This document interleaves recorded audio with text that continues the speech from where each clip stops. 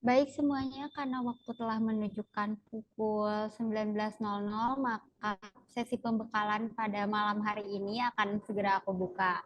Sebelumnya, Assalamualaikum warahmatullahi wabarakatuh. Shalom, Swastiastu, Namo Buddhaya, salam kebajikan untuk kita semua. Halo semuanya, perkenalkan, sebelumnya aku Septiana Intan Permata yang akan memandu acara pada malam hari ini. Dan kebetulan juga hari ini kita kedatangan pemateri-pemateri yang keren banget. Sebelum itu, mari kita buka acara pada malam hari ini dengan membaca doa bersama-sama menurut kepercayaan agama masing-masing. Berdoa dimulai. Berdoa dicukupkan. Oke, sekarang aku mau ngobrol dulu nih teman-teman sama pemateri kita yang pertama. Halo Kak Rahma. Halo, Assalamualaikum Kak Septiana dan juga teman-teman semuanya. Wah, keren banget nih Kak. Apa kabarnya Kak Amin. Rahma? Alhamdulillah baik Kak Septiana. Semoga teman-teman dan juga Kak Septiana di sini semuanya dalam keadaan sehat ya. Iya, salam kenal ya Kak. Iya, salam kenal. Aku Septiana Intan Permata dan malam ini akan memandu acara pada kesempatan kali ini. Kak Rahma sendiri kesibukannya saat ini apa aja ya Kak? Oke, sebelumnya terima kasih Kak Septiana juga rekan-rekan semuanya. Saya sapa kembali ya. Assalamualaikum warahmatullahi wabarakatuh. Selamat malam. Om Swastiastu, Namo Buddhaya, salam kebajikan, Rahayu.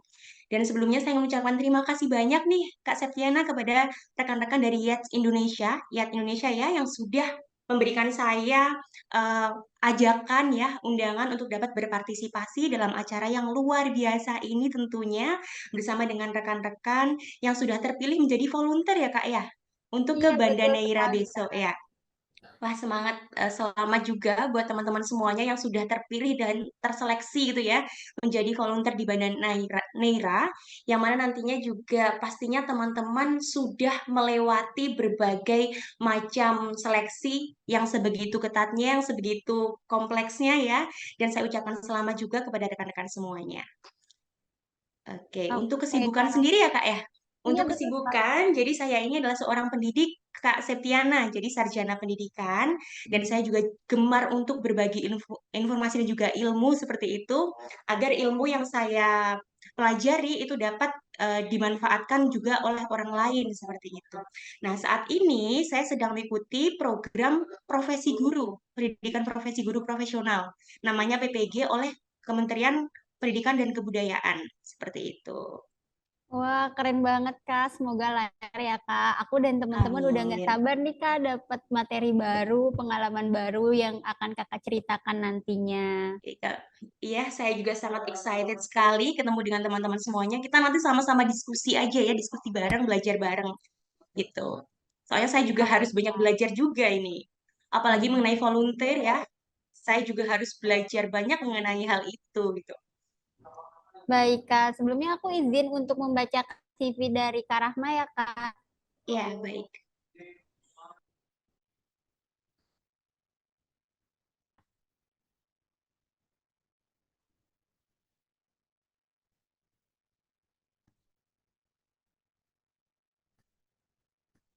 Ya, terima kasih teman-teman semuanya.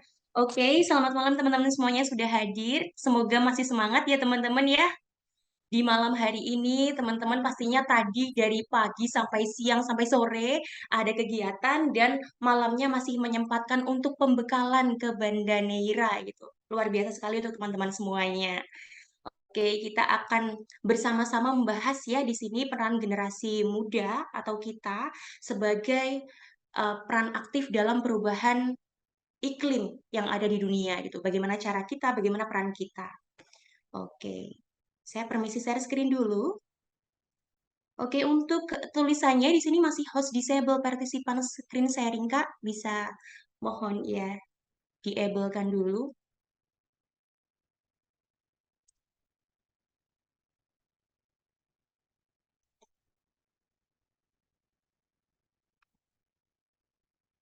Oke. Halo? Ya, sambil menunggu setting dari adminnya ya teman-teman semuanya, sedikit pengalaman cerita ya. Saya sangat alhamdulillah sekali, sangat senang bisa bertemu dengan rekan-rekan semuanya di sini, mewakili rekan-rekan dari Duta Lingkungan Indonesia dan juga Duta Lingkungan Jawa Timur, karena saya berasal dari Jawa Timur gitu ya.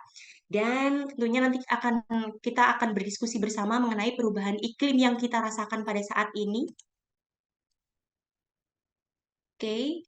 Dan untuk pengalaman sendiri kalau di bidang lingkungan ya teman-teman semuanya, ya tidak sebegitu banyak, masih belum sebanyak itu. Tapi kita juga bisa sama-sama belajar lah intinya, berbagi informasi, sharing ya. Share informasi, siapa tahu nanti kita dapat mendapatkan insight ke depannya, ilmu ataupun informasi baru ke depannya. Seperti itu. Baik, Oke, Kak. terima kasih. Dicoba Ya, tentunya. sudah ya. Oke, permisi. Ya, ini PowerPoint-nya teman-teman semuanya. Jadi, sesuai tema kita pada hari ini ya, bahwasanya adalah judulnya, Peran Generasi Muda Mengatasi Dampak Buruk Perubahan Iklim Dunia. Jadi kita sebagai generasi muda, yang mana kita ini sebagai orang bilang bahwa generasi muda ini adalah tonggak harapan sebuah bangsa, seperti itu. Ataupun kita adalah sebuah harapan dan juga cita-cita yang ingin bangsa kita itu capai melalui generasi mudanya, seperti itu. Kita juga dinilai oleh orang-orang bahkan dunia bahwasanya generasi muda adalah orang-orang yang memiliki semangat yang masih tinggi, inovasi, semangat untuk berinovasi, semangat untuk belajar, semangat untuk berkompetisi tentunya di berbagai aspek. Jadi mari kita semuanya di sini memanfaatkan umur kita ya, umur dan juga usia kita yang terbilang masih muda ini untuk dimaksimalkan ke dalam peran kita dalam berbagai aspek, baik itu pariwisata, misalkan rekan-rekan yang suka pariwisata, ataupun di bidang lingkungan seperti saya ya, dan juga rekan-rekan semuanya seperti itu. Dan tentunya khususnya kalau dalam materi bahasan ini adalah untuk mengatasi dampak buruk perubahan iklim dunia. Jadi gimana sih cara kita nanti atau peran kita nanti untuk memaksimalkan tugas kita sebagai pemuda untuk dapat menyelamatkan dunia melalui mitigasi ataupun adaptasi terhadap perubahan iklim yang ada pada saat ini. Oke, di sini sebelum saya melanjutkan mengenai materinya ya teman-teman ya, di sini saya ada Mentimeter. Nah, saya ingin dong berinteraksi juga dengan teman-teman semuanya, walaupun kita lihat lewat virtual ya. Silahkan untuk scan dulu Mentimeter ini, dan saya akan juga bagikan mengenai linknya ya. Nah, di sana nanti rekan-rekan semua bisa menuliskan tiga kalimat, tiga kata, mohon maaf, tiga kata mengenai peran ataupun yang kalian pikirkan ataupun yang rekan-rekan pikirkan mengenai perubahan iklim. Sebentar, saya copy dulu ya linknya. Oke, lewat chat. Ya, silahkan. Dan akan saya bagikan Mentimeternya. Oke, sebentar ya.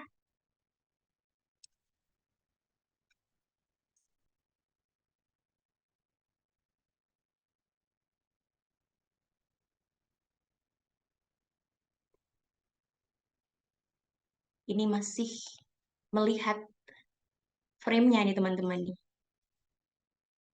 Oke, sebentar. Oke. Oke, ini frame-nya. Saya mulai ya. Silahkan rekan-rekan nanti menuliskan tiga kata yang rekan-rekan pikirkan ketika kalian melihat ataupun mendengar tentang perubahan iklim. Silahkan. Kita akan buat word cloud di sini. Ayo rekan-rekan semuanya kita klik linknya dan kita kasih nih beberapa kata yang Iya, kita pikirkan dari perubahan iklim. oke. Saya tunggu nih teman-teman semuanya. Apa ya perubahan iklim itu ya kan? Ataukah panaskah? Ataukah global warming kah? Silahkan. Adakah yang sudah mengirim? Tunggu bentar, lagi Oke, nge-lag. nge-lag ya. Tidak apa-apa. It's okay. Perubahan iklim.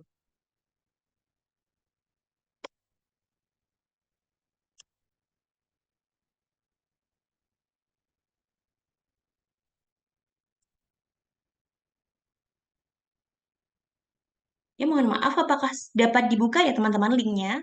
Takutnya nih linknya tidak dapat dibuka. Oke, sudah. Oke, terima kasih. Ada 4 respons yang sudah masuk. Dan mohon maaf tidak bisa semuanya rekan-rekan. Oh, masih 36 peserta jadi bisa. Saya kira 50 orang lebih ya, soalnya kemarin saya melihat dari story yang ada sekitar 50-an rekan-rekan yang tergabung dalam IATS ini ya. Oke, dampak emisi CO2. Oke, kontur tanah, global warming. Oke, bencana alam. Oke, bisa. Perubahan cuaca. Cuaca yang berubah. Oke, berkaitan dengan cuaca ya teman-teman ya, iklim dan cuaca. Oke, 20 respon yang sudah masuk. Gas rumah kaca. Oke, GRK, gas rumah kaca.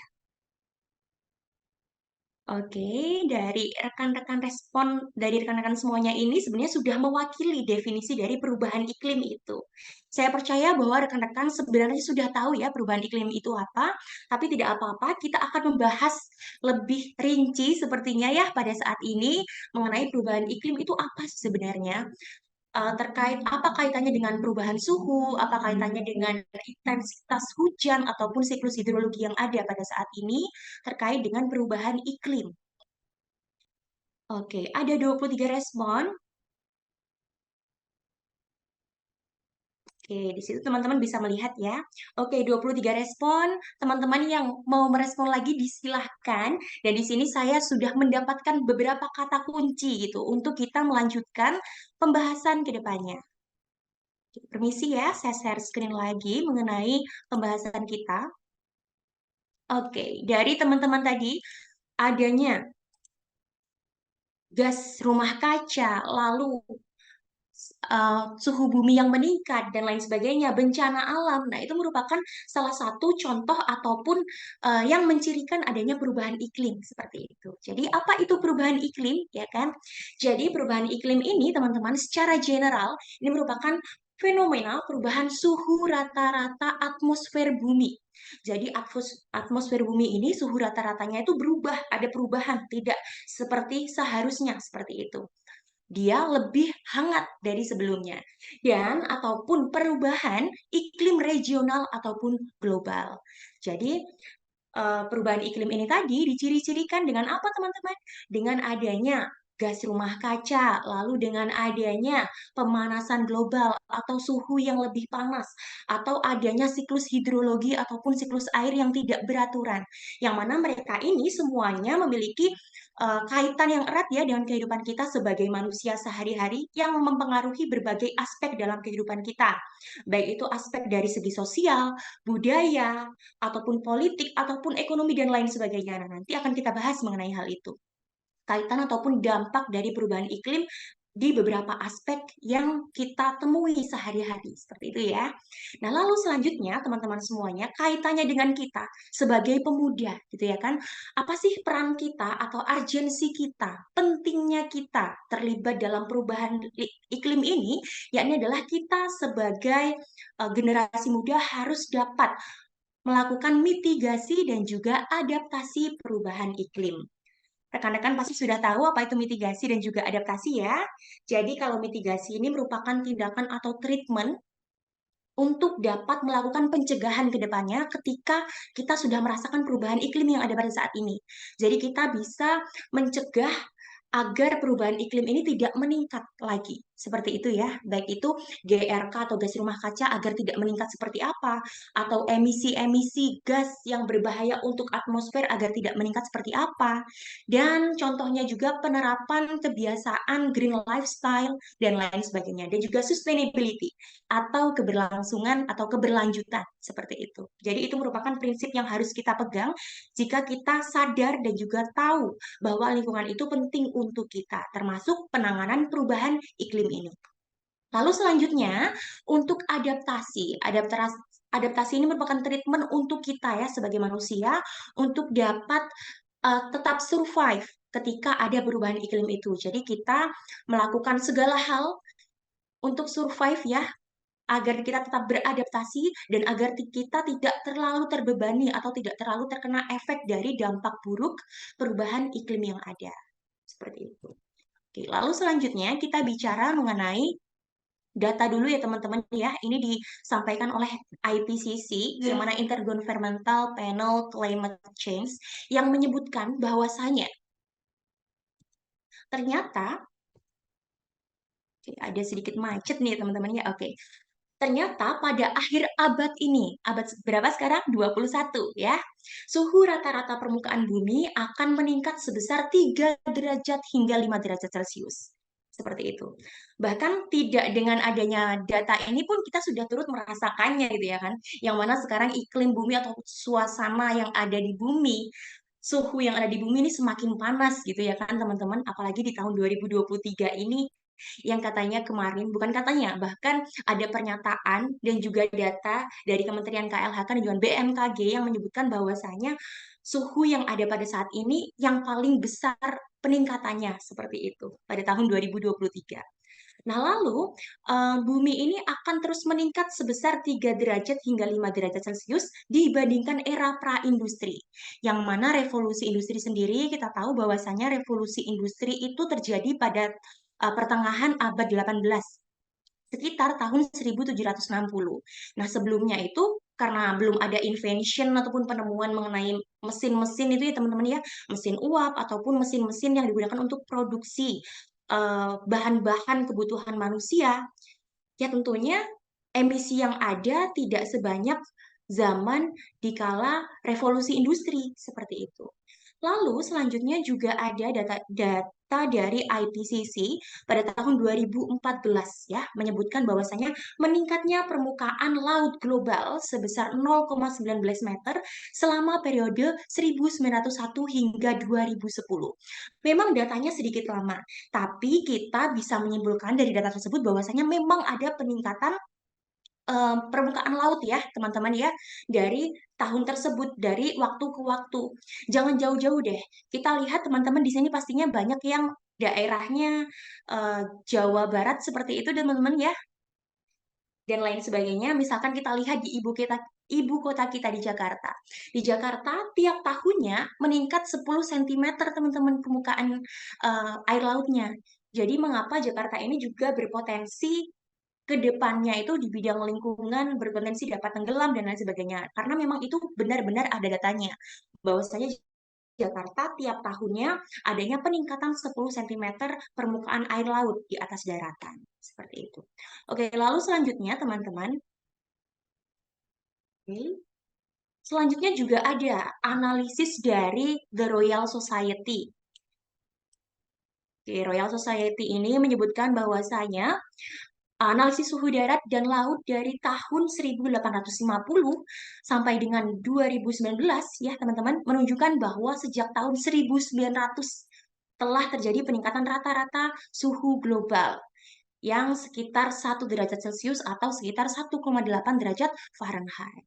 Seperti itu. Jadi, jika hal ini terus dibiarkan dan terus tidak ditangani dengan baik, lalu pengelolaan ataupun produksi gas rumah kaca itu tidak distabilkan, tentunya akan terus meningkat seperti itu.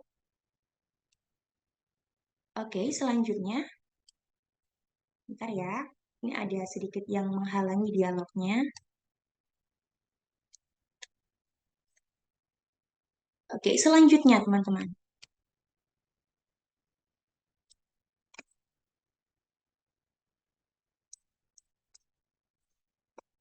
Sebentar ya, macet ini teman-teman.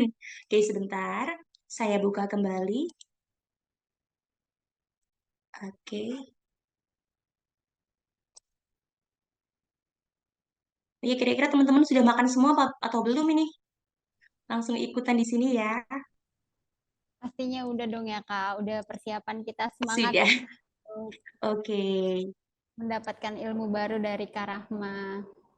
Ya, kita berdiskusi bersama ya. Oke. Sudah tampak teman-teman? Sudah Kak, sudah terlihat.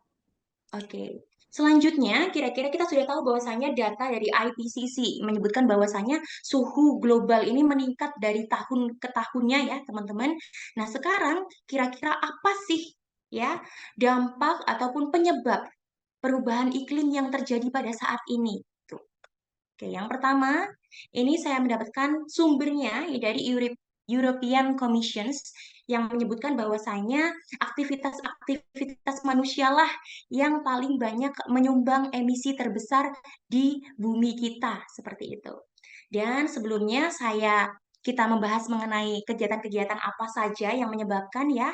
Di sini saya akan sedikit mengingatkan kembali teman-teman tentang gas-gas rumah kaca ataupun gas-gas yang dapat menimbulkan perubahan iklim atau gas yang dapat menjadi eh, bukan salah satu, faktor ataupun penyebab dari global warming. Di sini ada CO2, teman-teman, karbon dioksida, yang setiap hari pastinya kita produksi juga ya, kita mengeluarkan bernafas aja kita pasti mengeluarkan CO2 seperti itu. Tapi di sini maksudnya bukan dari bernafas kita, tapi dari kegiatan kita yang dapat mengeluarkan CO2 yang sangat banyak kuantitasnya seperti itu. Oke, lalu selanjutnya adalah metana. Dan ada di nitrogen oksida atau nitrous oxide ya. Kalau bahasa Inggrisnya nitrous oxide. Kalau kita biasanya di nitrogen oksida. Nah, selain itu teman-teman semuanya juga ada gas fluorinasi. Gas terfluorinasi yang mana di sini dia juga merupakan gas-gas rumah kaca GRK. Bisa teman-teman lihat yang biasanya terdapat pada peralatan ataupun mesin-mesin yang ada CFC-nya seperti itu ya, ada fluorinasinya seperti itu. Contohnya aerosol spray dan lain sebagainya. Ada di sebelahnya itu contohnya. Nah, teman-teman semuanya, sekedar untuk pengetahuan kita semuanya bahwasanya CO2 ini yang paling banyak menyumbang adanya perubahan iklim yang ada pada saat ini ataupun yang paling banyak menyumbang global warming yang ada pada saat ini. Karena apa? Karena CO2 ini memang diproduksi massal lebih banyak dibandingkan dengan yang lainnya, teman-teman. Gas yang lainnya seperti nitrogen oksida, lalu metana, lalu gas terfluorinasi ini, mereka ada tapi kadarnya tidak sebanyak CO2. Tapi memang tingkat penyerapan terhadap panasnya lebih tinggi bahkan dibandingkan dengan CO2. Jadi ya sama aja sebenarnya kan. Sedikit kadarnya tapi tingkat penyerapannya itu lebih tinggi. Tapi kalau karbon dioksida ya penyerapannya ya ada pasti tetap itu gitu, tapi tidak lebih tinggi dibandingkan dengan gas-gas yang lainnya selain CO2. Bahkan yang gas terfluorinasi ini teman-teman memiliki tingkat penyerapan 25.000 kali lebih tinggi dibandingkan karbon dioksida penyerapan panasnya. Jadi juga sangat riskan dan juga bahaya tentunya.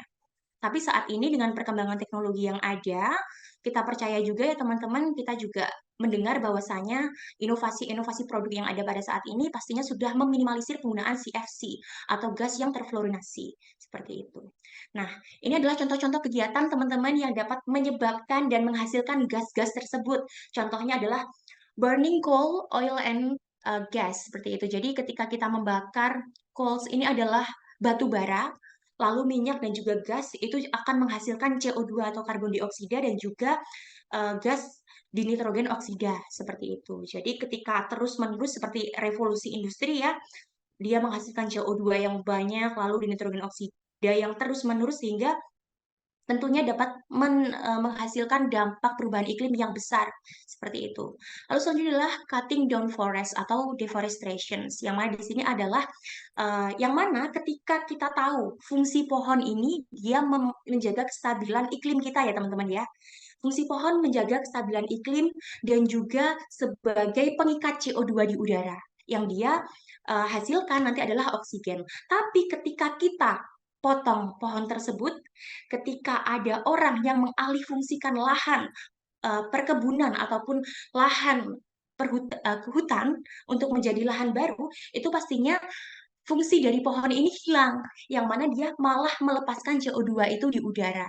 Jadi, itu juga merupakan kegiatan manusia yang menyebabkan adanya perubahan iklim yang ada pada saat ini. Oke, lalu selanjutnya adalah fertilizer containing nitrogen. Jadi, ada pupuk yang mengandung nitrogen. Nah, ini nanti akan menghasilkan nitrogen oksida juga, teman-teman. Di nitrogen oksida. Seperti itu. Lalu selanjutnya adalah peningkatan di bidang peternakan, di peningkatan stok di bidang peternakan. Dalam artian kita tahu di sini hewan-hewan ruminansia. Teman-teman tahu ya pastinya hewan-hewan ruminansia seperti sapi, kerbau, domba, kambing. Nah, itu semuanya mereka itu pasti makannya kan tanaman ya, makan tanaman, dan dalam sistem pencernaannya mereka ada sistem yang namanya produksi selulosa. Nah, dalam sistem pencernaannya ini, mereka dapat mengeluarkan, ya selain feses, juga mengeluarkan metana, teman-teman. Baik itu dari sendawanya dan lain sebagainya.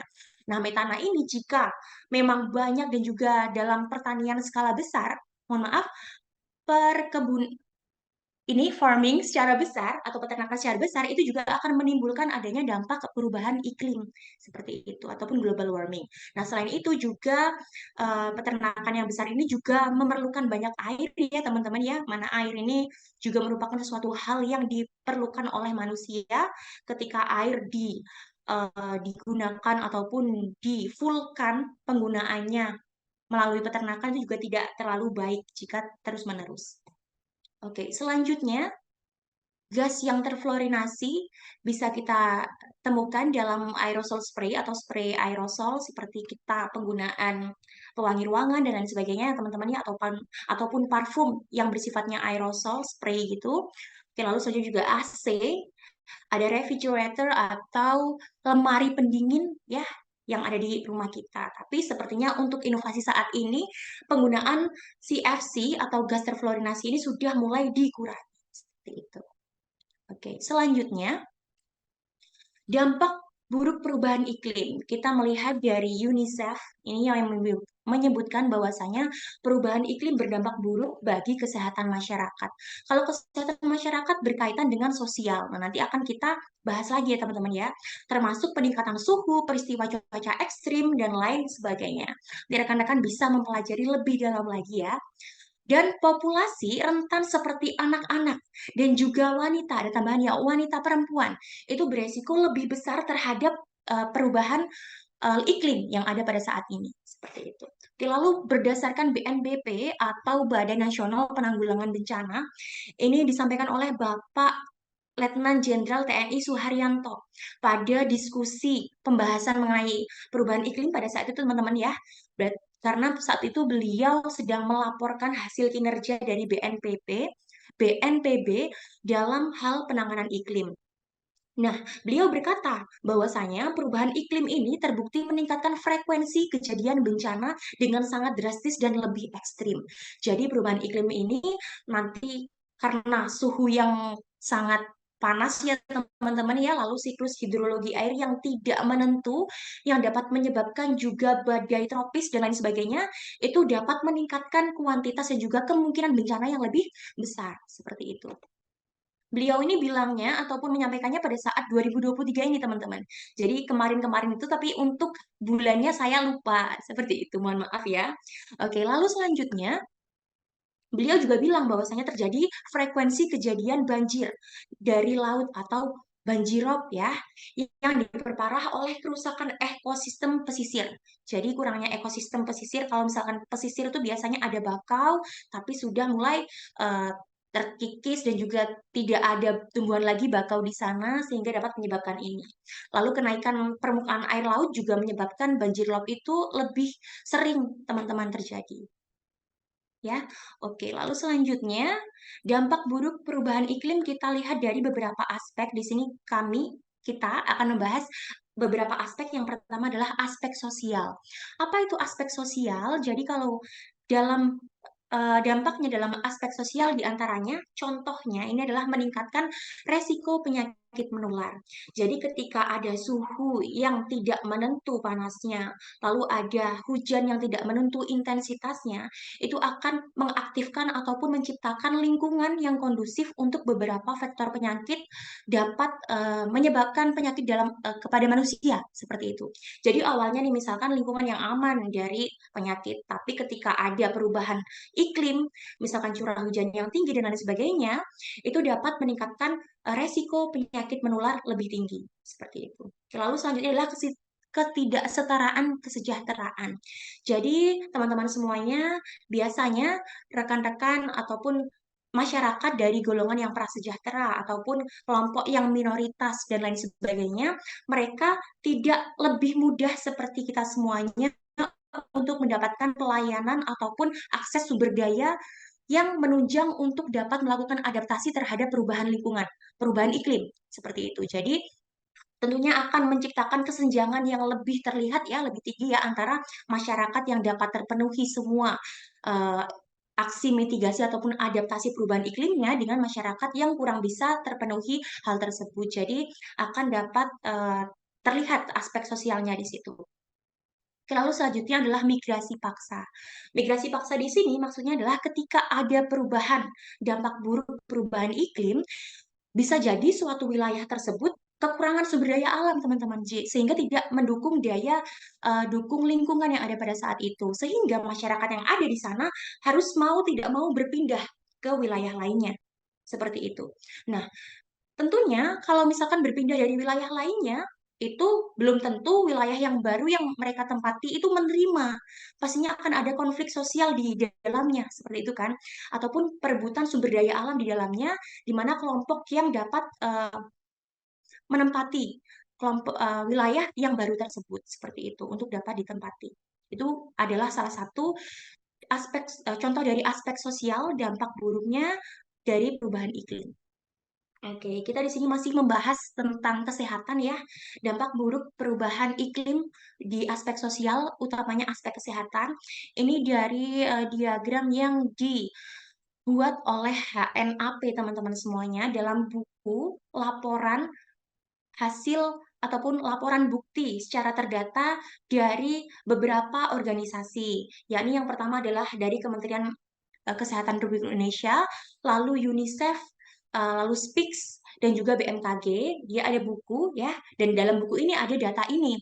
Yang mana data ini diperoleh dari HNAP, yang mana adalah Health National Adaptation Plan. Nah, di sini kita bisa melihat bahwasanya dalam diagram ini di bagian core atau intinya ya, ini adalah dampak yang disebabkan oleh perubahan iklim, di antaranya adalah kenaikan suhu udara tentunya. Lalu cuaca yang ekstrim, tadi ada teman-teman yang di Menti menjawab itu ya, cuaca ekstrim. Lalu ada kenaikan muka air laut, ada kenaikan karbon, yang mana ketika semuanya ini mereka dapat menimbulkan adanya suatu fenomena, yakni adalah fenomena dampak buruk berupa polusi udara misalkan, lalu ada perubahan ekologi vektor, cuaca parah, panas ekstrim, dan lain sebagainya. Dan masing-masing dapat menimbulkan kemungkinan dampak kesehatan yang ada pada masyarakat, seperti itu. Contohnya kalau misalkan peningkatan alergi ya teman-teman, kemarin beberapa waktu yang lalu di Jakarta sendiri ada polusi udara ya. Polusi udara, banyak orang-orang Jakarta ataupun masyarakat Indonesia yang ada di sana meningkat penyakit ISPA-nya seperti itu. Jadi hal ini merupakan salah satu contohnya juga dari aspek sosial utamanya di bidang kesehatan. Oke, lalu selanjutnya adalah dampak buruk perubahan iklim di bidang aspek ekonomi. Contohnya adalah kerugian sektor pertanian, teman-teman semuanya. Dengan adanya panas yang berlebihan ataupun dengan adanya curah hujan yang tinggi, tentunya akan menimbulkan ataupun berdampak pada hasil panen. Bukan hanya hasil panen, tapi proses sebelum panennya juga akan terdampak seperti itu. Jadi nantinya petani-petani ini tidak dapat menghasilkan produksi pertanian yang maksimal seperti itu. Jadi dapat berpengaruh terhadap ekonomi keluarga yang mereka itu memiliki ketergantungan ataupun bergantung pada sektor pertanian seperti itu. Lalu kerugian sektor pariwisata. Tentunya kalau perubahan iklim biasanya mungkin ada badai dan lain sebagainya akan dapat merusak ataupun dapat mengurangi keindahan destinasi wisata. Bahkan wisata sendiri biasanya rekan-rekan mungkin tahu ya, ada prinsip sabta pesona, aman, indah, tertib, bersih, sejuk ya, mungkin di bagian bersih dan sejuk itu tidak terpenuhi. Jadi tidak mendapat ataupun tidak menjadi pariwisata yang relevan ataupun baik lagi seperti itu. Jadinya dampaknya nanti akan mengurangi pendapatan dari daerah tersebut. Karena apa? Karena ketika destinasi wisatanya sudah tidak menarik karena perubahan iklim ya, karena dampak dari perubahan iklim, maka wisatawan juga akan berkurang. Kalau wisatawannya berkurang, tentu di bidang ekonomi para ekonomi ataupun pelaku kreatif juga akan terkena imbasnya ataupun dampaknya seperti itu. Lalu selanjutnya adalah kerugian sektor perikanan.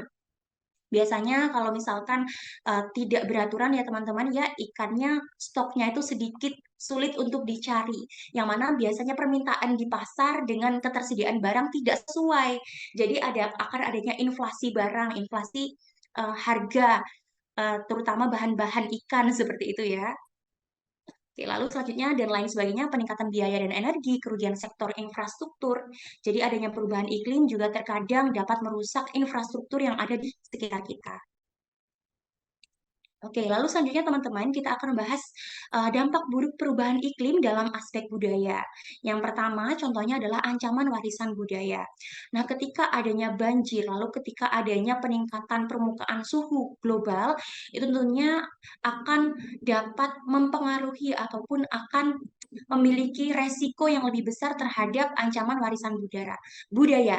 Bisa jadi misalkan warisan budaya itu dapat hilang ataupun terdegradasi, rusak, ataupun bahkan tenggelam ya di bawah lapisan ataupun di bawah permukaan air laut seperti itu. Tidak dapat dilihat lagi oleh generasi yang akan mendatang. Oke, lalu selanjutnya distraksi kebudayaan. Ketika kita melihat tadi ya bahwasanya di aspek sosial ada yang namanya migrasi paksa. Nah, ketika migrasi paksa itu dilakukan, tentunya satu golongan penduduk dari suatu wilayah asal berpindah ke wilayah lainnya. Tentunya nanti akan, kalaupun misalkan diterima, ya pastinya akan mempengaruhi kebudayaan yang ada pada masyarakat daerah yang mereka tempati yang baru. Seperti itu. Jadi ada distraksi kebudayaan yang ada di dalamnya. Lalu selain itu juga teman-teman, kalau ada dampak buruk mengenai aspek budaya, biasanya ada beberapa daerah ya, termasuk di daerah saya di Banyuwangi sana, sering sekali mengadakan kegiatan adat yang merupakan kegiatan rutin tiap tahunnya. Nah, ketika misalkan ada perubahan iklim yang membuat masa panennya itu bergeser dan juga tidak sesuai jadwalnya, itu juga tentunya akan membuat ataupun mempengaruhi waktu dari kebiasaan daerah setempat itu dilaksanakan dan lain sebagainya. Sehingga tidak rutin seperti biasanya. Seperti itu ya. Oke, semoga dapat dimengerti oleh teman-teman semuanya. Oke, lalu selanjutnya adalah dampak buruk perubahan iklim di bidang politik. Kalau politik, kita bahas politik ini rada sulit juga, tapi kita sedikit melihat dulu contohnya. Misalkan ketidakstabilan politik, bisa jadi karena adanya sumber daya alam yang tidak seimbang karena adanya perubahan iklim, adanya konflik politik yang terjadi antar anggota masyarakat ataupun antar masyarakat dengan pemerintah. Seperti itu teman-teman ya. Untuk memenuhi agar mereka itu mendapatkan sumber daya yang layak, yang sesuai, walaupun ada perubahan iklim yang terjadi pada saat itu. Lalu selanjutnya konflik bersenjata dan migrasi massal, ini kaitannya dengan migrasi paksa tadi ya teman-teman ya. Bisa jadi kalau mereka tidak diterima adanya konflik ya, konflik politik yang ada di dalamnya, bahkan bisa bersenjata memperebutkan sumber daya alam yang ada di sana seperti itu. Oke, lalu selanjutnya adalah persaingan atas sumber daya alam dan ketahanan pangan. Kalau ketahanan pangan kaitannya eratnya dengan produksi hasil pertanian dan peternakan. Kalau misalkan ada perubahan iklim ya teman-teman semuanya, pastinya akan mempengaruhi produksi hasil pertanian dan peternakan. Nah, kalau misalkan hasil produksi pertanian dan peternakan ini tidak maksimal ataupun tidak sesuai dengan kuantitas jumlah kebutuhan yang dibutuhkan, itunya nantinya akan mempengaruhi ketahanan pangan masyarakat. Seperti itu.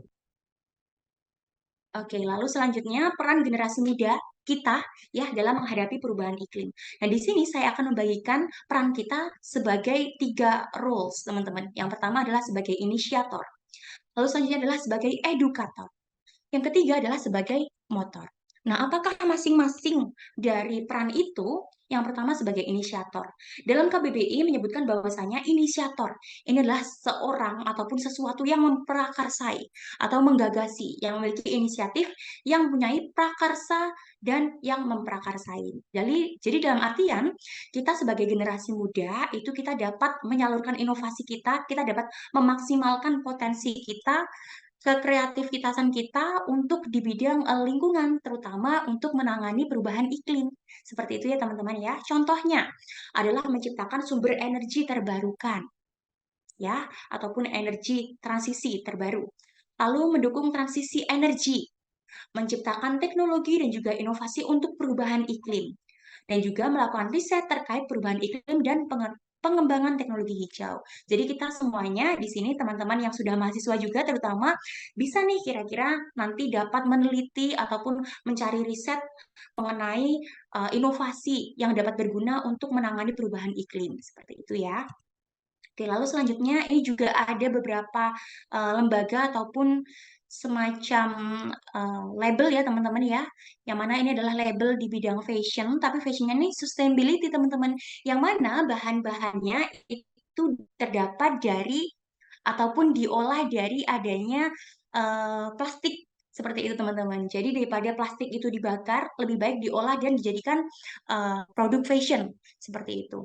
Nah, ini namanya adalah Kausa Indonesia, yang mana kemarin juga saya berkesempatan untuk bekerja sama dengan Kausa, yang mana Kausa ini itu prinsipnya adalah menciptakan fashion, yang mana fashion ini dapat menyelamatkan lingkungan juga seperti itu. Jadi bersifat sustainability. Ya, oke, lalu selanjutnya juga ada inisiator yang kedua, contohnya ini ya, adalah Kak Adi Saifullah Putra. Nah, beliau ini inisiator di bidang pengelolaan sampah teman-teman semuanya. Jadi ketika kita memiliki permasalahan ya biasanya di sekitar kita, gimana nih caranya kita mengolah sampah yang baik agar tidak salah penanganannya, kita bisa menghubungi pengumpul sampah. Nah, tidak semua orang ya dapat menghubungi ataupun mendapatkan kontaknya, tapi melalui aplikasi ini beliau memprakarsai adanya mal sampah, yang mana mal sampah ini adalah konektor antara pengepul sampah dengan masyarakat. Nah, basisnya ada di Makassar, seperti itu teman-teman. Jadi masih belum satu Indonesia, tapi siapa tahu teman-teman di sini mendapatkan ide ataupun inspirasi ya untuk membuat seperti ini juga gitu. Oke, lalu selanjutnya adalah pemuda sebagai edukator. Kalau edukator tentunya kita berperan untuk mendidik dan juga sharing ilmu kita ya teman-teman ya. Contohnya, memberi edukasi untuk meningkatkan kesadaran masyarakat mengenai dampak buruk perubahan iklim. Nah, ini juga dapat teman-teman lakukan nanti ketika kalian ataupun teman-teman menjadi volunteer di Banda Neira. Itu kan, kalian bisa melakukan edukasi, teman-teman bisa melakukan edukasi kepada masyarakat sekitar ataupun anak-anak di sana mengenai pentingnya menjaga lingkungan. Karena pada saat ini teman-teman harus perlu disadari juga bahwasanya orang-orang ataupun masyarakat yang tahu, paham mengenai lingkungan itu banyak, banyak sekali.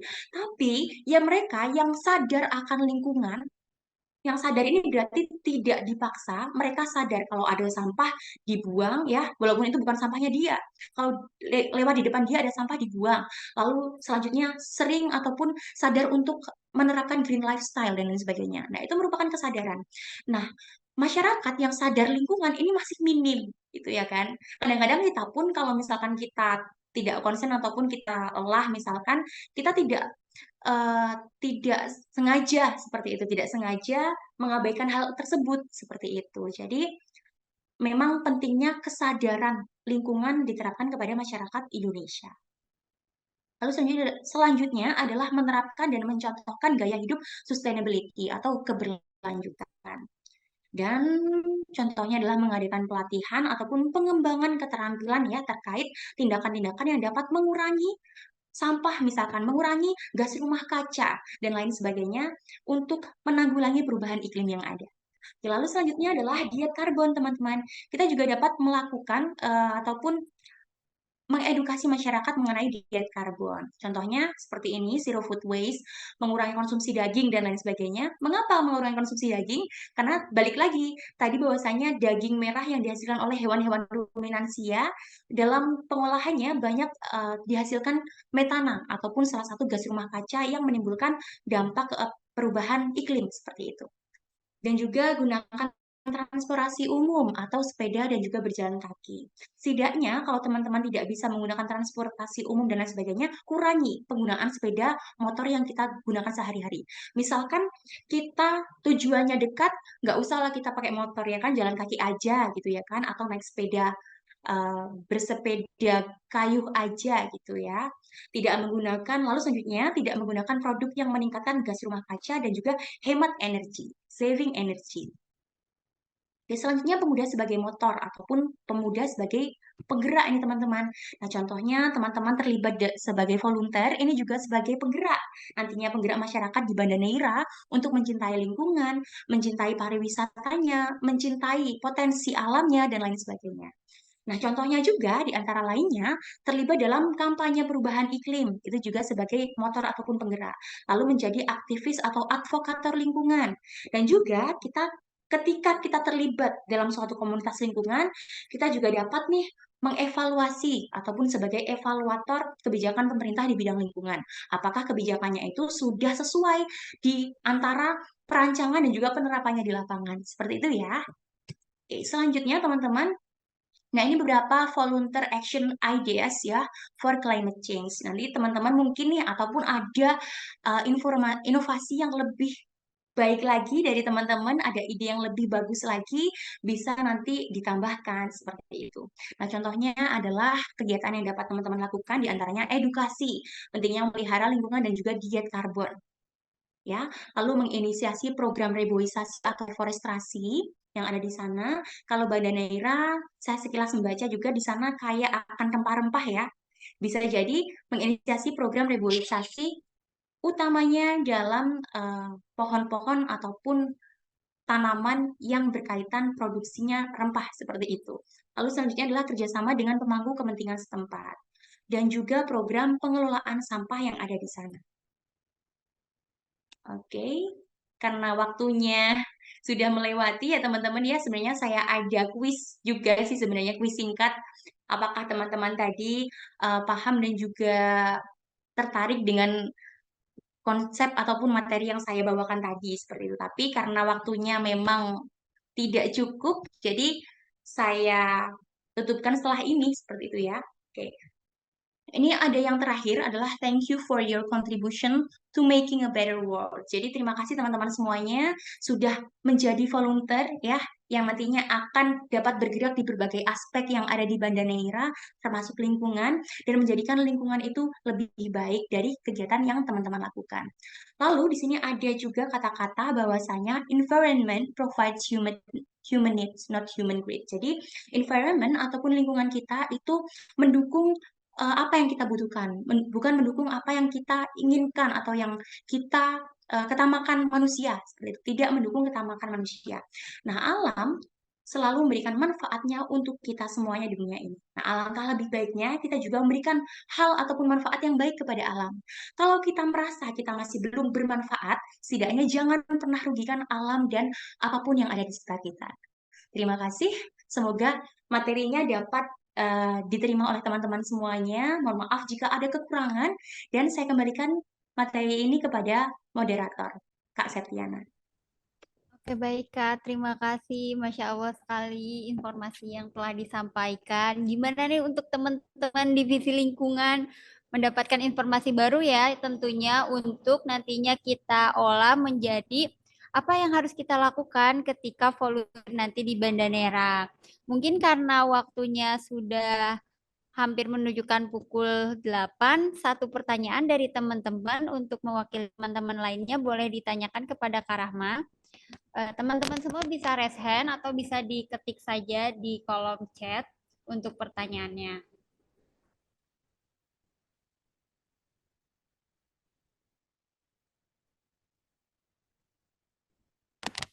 Kak, pertanyaan dari aku nih Kak.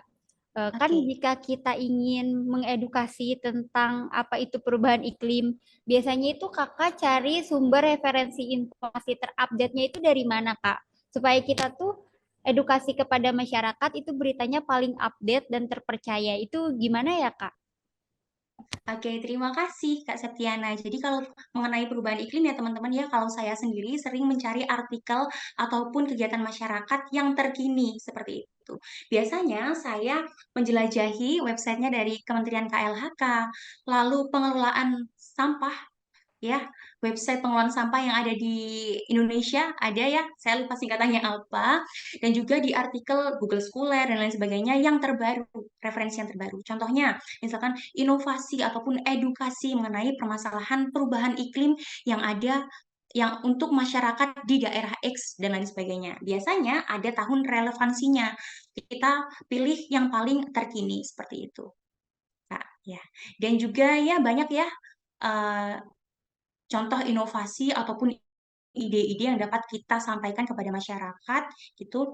Dan sebenarnya untuk penanganannya tentang lingkungan ini tidak ada habisnya, Kak. Jadi tidak ada batasan waktunya. Bahkan kalau misalkan kita berkaitan dengan lingkungan, membicarakan lingkungan, bagaimana penanganannya, itu dari dulu hingga sekarang sebenarnya cara-cara ataupun langkahnya itu hampir mirip-mirip, ya kan? Yang mana kita, bagaimana sih cara kita untuk menerapkan kebiasaan hidup sehat, hidup yang hijau, hidup yang cinta lingkungan, seperti apa. Nah, kalau dulu secara Indonesia misalkan, contohnya menghidupkan budaya cinta lingkungan. Kalau sekarang green lifestyle dan lain sebagainya, atau sustainability ya, seperti itu. Jadi semacam ada pembaharuan-pembaharuan dan disesuaikan dengan apa yang kita pelajari dan juga kita temukan pada saat ini, terutama di bidang lingkungan, seperti itu. Oke, baik Kak, terima kasih. Terima kasih sekali lagi Kak kami ucapkan di YTC karena Kakak telah berkenan untuk memberikan kebermanfaatan kepada kami semua. Berikut ini ada sertifikat sebagai ucapan terima kasih dari kami untuk Kak Rahma. Dimohon untuk Oke, ditunggu ya terima kasih Kak. teman-teman semuanya. Oke.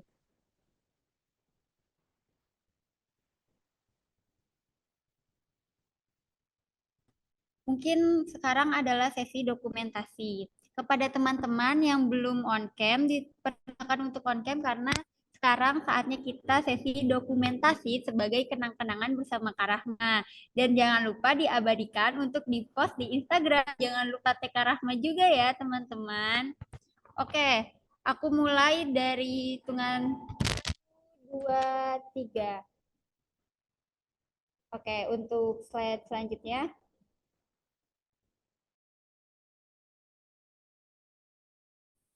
Oke, baik teman-teman semua.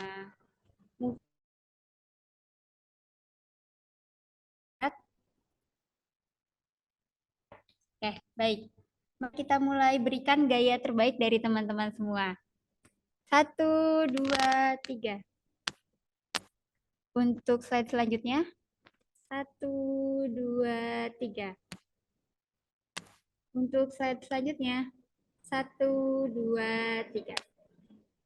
Oke, terima kasih semuanya dan terima kasih banyak kepada Kak Rahma atas waktu dan kesempatannya. Sukses Terima kasih, selalu Kak. dan sampai Amin. ketemu di kegiatan selanjutnya yang lebih seru dan semoga kita bisa bertemu dengan kesuksesan kita yang nantinya bisa berkolaborasi bersama ya, Kak. Iya, amin, amin. Terima kasih banyak. Ditunggu undangannya, kolaborasi selanjutnya. Sukses selalu untuk teman-teman ya. Semoga perjalanannya nanti lancar dan semoga nanti teman-teman pulang dengan sehat semuanya, dengan bahagia semuanya, dan mendapatkan pengalaman yang berkesan. Sukses selalu. Terima kasih, Kak. Terima Ya, kasih, sama-sama. Kak. Sukses, Kak. Selalu sukses.